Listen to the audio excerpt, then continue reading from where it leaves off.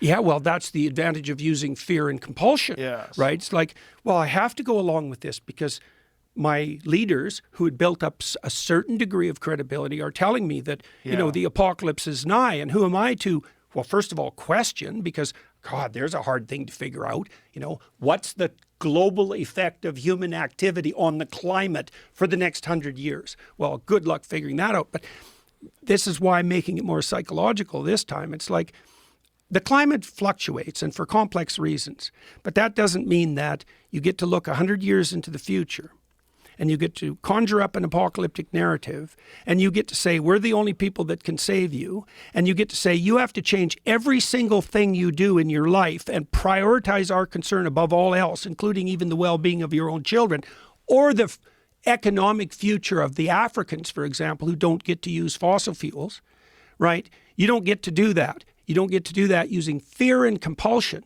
Not only that, it's being done by people who have been wrong about everything, every step of the way. Every step of the way. Yeah, well, then they just play a sleight of hand game there, though. Okay, we got the time frame wrong, Joe. It's not 20 years. But it's not even just 40 that. years. It's not even just climate change. It's basically everything. Public health, agriculture, you name it. Yeah. Everything.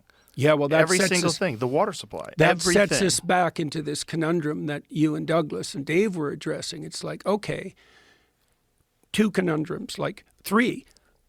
How do you pursue your interest in a landscape that's been shorn of reliable expert input, right? Who do you rely on? Right. Okay. If you don't know who to rely on, like, how do you keep the bloody psychopaths at bay? Right. You know, and the conspiracy theorist mongers and the people who aren't trying to discover the truth, but who are using the conspiratorial edge, let's say. The grifters.